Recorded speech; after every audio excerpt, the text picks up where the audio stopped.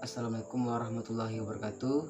Perkenalkan, nama saya Reni Demar dengan NIM 1811020024 dari kelas 6 SPIA. Baiklah, pada kesempatan kali ini saya akan mencoba sesi wawancara, yaitu mengenai tentang Masjid Al-Imam Kota Baru. Assalamualaikum Pak. Waalaikumsalam. Selamat malam Pak. Sebelumnya terima kasih atas waktunya yang telah berkenan untuk kesempatannya untuk sesi wawancara. Baiklah, langsung saja ya Pak. Oke. Bagaimana sejarah dari Masjid Al-Imam Kota Baru ini Pak?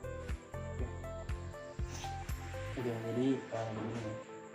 Sejarahnya waktu itu dulu pada tahun 1924. Jadi di sebuah kenagarian Kambang waktu itu. Kejadiannya dulu waktu itu terjadinya sebuah kesepakatan adat namanya yang dilakukan oleh masyarakat Kambang di sana. Dan juga di sana juga ada nama istilahnya di negeri Kambang itu, yaitu Ike ampe payung sakaki masaji 5 kota 9 penghulu ampe bale nenek mama 50 haluan dan balik buki bandar kampung dalam Al-Imam di Kota Baru. Jadi itu sejarah. Mengenai beberapa istilah yang Bapak sebutkan tadi, apa saja maksud dari beberapa istilah-istilah tersebut? Oke. Baik. Jadi tadi yang ada beberapa istilah sulit yang masih belum bisa dimengerti ya arti maksudnya. Oke, jadi ada yang pertama itu ada istilah dari Ike Ampe. Jadi maksud dari Ike Ampe ini adalah nagari Kambang yang didirikan pada zaman dulu. Ada syaratnya untuk nagari tersebut. Jadi terdapat 4 suku di sana. Nah, di Kambang itu empat suku yang saya sebutkan tadi ada dilambangkan dengan 4 dinding di Masjid Al-Imam itu. Jadi dilambangkan di sana. Terus ada istilah lainnya yaitu payung sakaki. Jadi payung sakaki ini maksudnya adalah pemimpin tertinggi di dalam nagari tersebut. Itu ada pucuk ule. Jadi ada istilah lainnya yaitu pucuk ule adat dan pucuk ule sara. Pucuk tersebut, pucuk itu ada artinya rajo adat, maksudnya itu rajo adat, dan rajo sara itu artinya. Terus ada istilah lainnya yaitu masjid limo. Itu artinya adalah ada 5 masjid di dalam kenagarian Kambang tersebut. Terus ada istilah lainnya yaitu Kota 9, artinya ada 9 kampung di dalam kenagarian tersebut. Terus ada lagi istilahnya itu penghulu ampe bale, artinya adalah ada 14 penghulu dari suku yang di sekitar Kambang itu. Terus ada istilah lainnya itu ada nenek mama 50, artinya adalah 50 nenek mama dari penghulu 14 yang saya sebutkan tadi. Terus ada istilah lainnya itu haluan tan balik buki, maksudnya adalah ada seorang nenek mama juru bicara dalam ampe ike itu yang dilambangkan jenjang khatib dalam Masjid Al-Imam itu. Terus ada istilah lainnya itu Bandaro Kampung Dalam. Itu maksudnya adalah ada nenek mama ini yang bertugas memegang kekayaan dalam kenagarian kampung tersebut. Jadi itu maksud dari istilah yang saya sebutkan tadi. Jadi itu ya Pak, maksud dari beberapa istilah tersebut. Baik Pak, masuk ke pertanyaan kedua, yaitu tentang apa saja faktor dari berdirinya Masjid Al-Imam Kota Baru ini Pak. Oke, faktornya. Jadi gini, dulu itu masyarakat Kambang atau kekumpulan masyarakat Kambang ya, pada saat itu istilahnya mungkin rapat atau diskusi ya waktu itu. Perkumpulan masyarakat hingga terbentuknya sebuah kesepakatan adat di Kenagarian Kambang tersebut. Maka didirikannya Masjid Al-Imam itu dengan tujuan memecahkan masalah-masalah masyarakat. Jadi jadi didirikannya masjid ini bukan hanya untuk melaksanakan ibadah saja, tapi juga memecahkan masalah-masalah masyarakat dengan contohnya masalah-masalah ekonomi, masalah-masalah keluarga gitu. Jadi istilahnya gini ya, kalau sekarang itu kalau ada masalah-masalah keluarga misalnya larinya ke kantor polisi atau ke pengadilan agama misalnya. Tapi kalau dulu itu kantor-kantor itu belum ada, makanya harus ada tempat suci atau tempat yang bagus untuk bisa menyelesaikan masalah-masalah masyarakat tersebut. Jadi intinya adalah bukan tujuannya dengan adanya didirikan masjid itu bukan hanya untuk menjalankan ibadah, tapi juga menyelesaikan masalah-masalah yang terjadi pada saat itu di masyarakat Tambang. Begitu ya Pak. Baik Pak, jadi masuk pada bagian saya yang selanjutnya, yaitu tentang bagaimana kontribusi dari Masjid Al-Imam Kota Baru di tengah masyarakat Kenanggaran Kambang ini. Oke, kontribusi. Jadi gini, Masjid Al-Imam Kota Baru ini memiliki peran yang sangat strategis di tengah-tengah masyarakat Kenanggaran Kambang. Jadi selain tempat syiar agama, selain melaksanakan ibadah-ibadah seperti sholat dan acara-acara syiar agama lainnya, masjid ini juga termasuk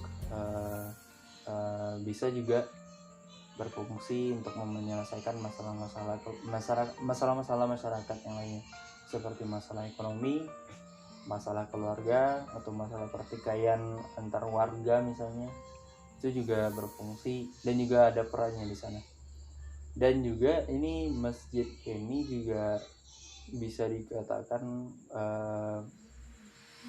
bisa menyelesaikan keputusan-keputusan penting, masalah-masalah keputusan penting, misalnya pergantian kepengurusan, terus ada pemilihan ketua pemuda atau yang lainnya. Jadi ya begitu banyak sih kontribusi dari masjid ini kalau dilihat secara masalah-masalah umum lainnya. Jadi itu ya Pak, beberapa kontribusi dari Masjid Al-Imam Kota Baru ini Pak. Baik Pak, pertanyaan saya yang selanjutnya yaitu tentang siapa saja penggagas utama dari pendirinya Masjid Al-Imam Kota Baru ini Pak. Pendirinya. Oke, mengenai siapa-siapa sih pendiri utamanya. Oke, pertama yaitu ada nama bapaknya Udin Sultan Nangkodo. Terus ada namanya Haji Zainuddin. Beliau Haji Zainuddin ini pada waktu itu sebagai bendahara. Terus ada ulama waktu itu Haji Sani namanya. Beliau sebagai ulama. Dan ada namanya Datuk Rajo Pendapatan. Jadi beliau ini selain penggagas, mereka juga ikut serta dalam pembangunan Masjid Al-Imam itu. Jadi mereka ya Pak yang menggagas utama sekaligus melaksanakan bangunan pada Masjid Al-Imam Kota Baru Pak. Ya. Baik Pak, masuk ke pertanyaan selanjutnya, yaitu tentang bangunan masjid ini Pak. Pertanyaannya yaitu apa arsitektur atau konstruksi dari Masjid Al-Imam Kota Baru ini Pak? Oke, tentang konstruksi ya. Jadi mengenai arsitektur bentuk dari Masjid Al-Imam ini, kalau dilihat-lihat ya, yaitu memperlihatkan arsitektur Eropa, ditandai dengan adanya ada tiang-tiang besar dan lengkungan khas bangunan Eropa. Ya, karena dulunya itu tempat sekitar masjid ini merupakan suatu wilayah yang sering didatangi kolonel-kolonel Eropa waktu itu. Jadi khas bangunan-bangunan Eropa ya Pak yang terdapat di sini Pak. Baik, pertanyaan saya selanjutnya masih tentang arsitektur ataupun gaya bangunan dari masjid ini Pak. Itu sekilas yang saya lihat atap masjid seperti tumpang lima Pak. Itu maksudnya serta melambangkan apa ya? Oke, ya mengenai atap di masjid ya, Masjid Al-Imam ini. Jadi memang terlihat ada tumpang lima. Jadi ada maksudnya, ada lambangnya bahwa di Nagari Kambang itu memiliki 5 masjid. Di Nagari Kambang itu ada 5 masjid. Jadi yang pertama itu ada Masjid Kampung Akad. Yang kedua ada Masjid Lubuk Sari. Terus ada Masjid Kota Baru Al-Imam yang sekarang ini. Terus ada Masjid Tampunya. Dan yang terakhir ada Masjid Kota Kandis. Jadi itulah maknanya. Jadi itu maknanya Pak dari bangunan masjid ini. Masih mengenai makna-makna lain dari bangunan masjid ini Pak. Pertanyaan saya yang selanjutnya itu tentang bangunan masjid yang seperti yang bertingkat Pak. Jadi itu maksudnya serta melambangkan apa ya? Oke, maksudnya maknanya ya, makna dari 4 tingkatan di masjid ini. Jadi dikenal istilah dengan puncak nan ampe. Maksudnya adalah jadi melambangkan puncak nan ampe itu. Pertama itu ada alim ulama, cerdik pandai, terus ada nenek mama dan wali negari. Itu maksudnya. Jadi itu ya Pak, makna serta filosofi yang terdapat pada bangunan masjid ini. Baik Pak, pertanyaan saya selanjutnya itu tentang jumlah tiang serta jendela yang terdapat pada Masjid Al-Imam Kota Baru ini Pak. Apakah keduanya juga memiliki makna serta filosofi Pak? Ya, ya tentu saja ada filosofinya. Jadi pertama itu dari jumlah tiangnya. Jadi jumlah tiangnya itu ada 5. Ini melambangkan bahwasanya melambangkan 5 buah rukun Islam. Misalnya itu jendela yang melambangkan jumlah dari rakaat salat. Jadi itu bangunan tersebut, itulah filosofinya. Jadi itu ya Pak, makna serta filosofi dari sisi bangunan masjid ini Pak. Baik Pak, masuk kepada pertanyaan saya yang terakhir, itu tentang kapan secara resmi masjid ini difungsikan Pak? Oke. Baik, jadi Masjid Al-Imam ini baru difungsikan pada tahun 1935 waktu itu. Itu situasinya pada saat sholat Jumat. Jadi dengan alasannya yaitu untuk menghimpun masyarakat bersama-sama untuk menghimpun halaman. Jadi pada situ masih proses lah menghimpun halaman masjid dengan memakai ember yang diambil dari lapangan dekat masjid waktu itu. Baik Pak, sebelumnya terima kasih atas waktunya serta jawabannya dari beberapa pertanyaan saya tadi. Ini menjadi ilmu serta tambahan wawasan untuk saya dari Bapak.